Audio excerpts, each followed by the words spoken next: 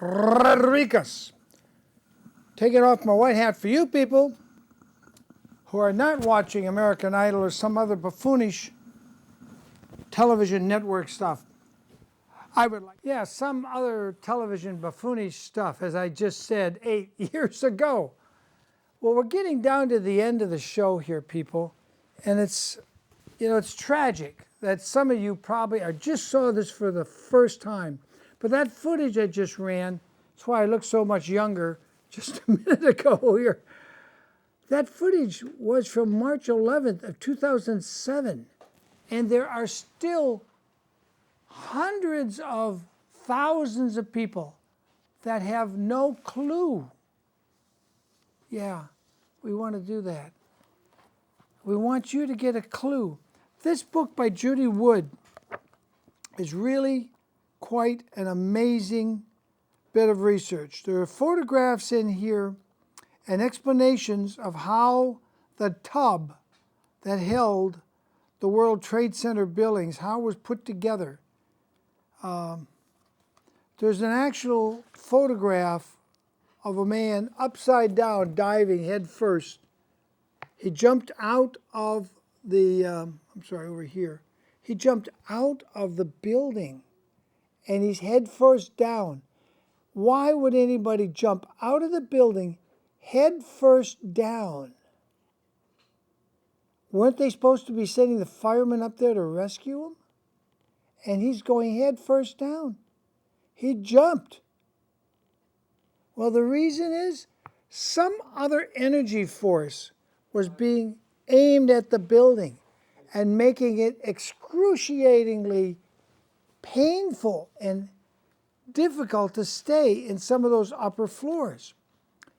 And that's why I mentioned before the photos in here where you can see there's a couple of steel girders sticking straight up vertically.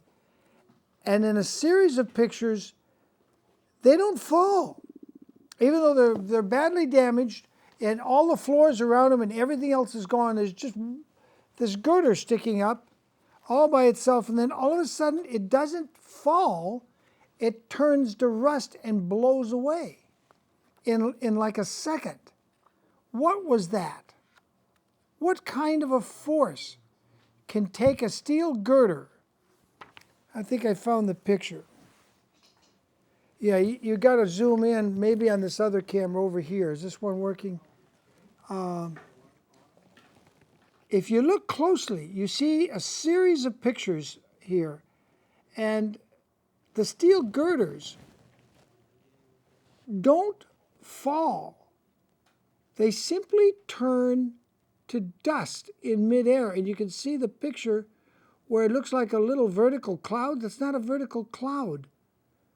That's the steel girders turning to rust or little tiny flakes. Steel doesn't just turn into little flakes.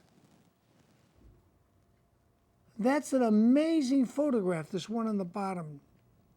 That's just really amazing. And there's another one in this book that's even better, coming back to camera 2. That's amazing. She calls it, in this book, on page 133 of Where Did the Towers Go by Judy Wood, she calls it dustification of material.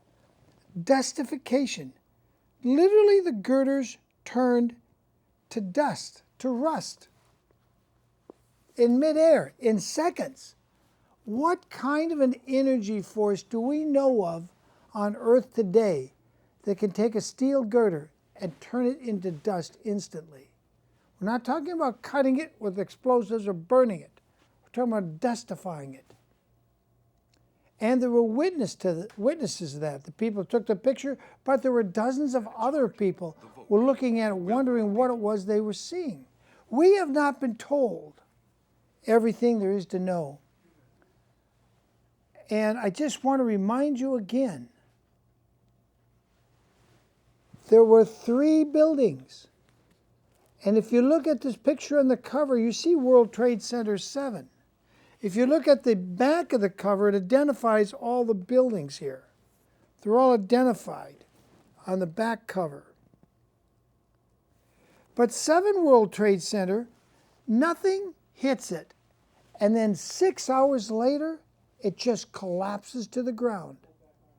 Now, they've tried to spin a lie that there were fires in it. And these little fires in the office. Somebody went up there, ran through setting fires to paper.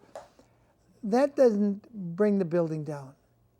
Nothing from the Twin Towers hit it. The Twin Towers had already been on the ground for 6 hours. Remember this happened around 9 to 10 in the morning? 6 hours later, 7 World Trade Center, the Solomon Building, and Jane strangely cannot explain how she announced something that didn't happen till 20 minutes after she announced it had already happened.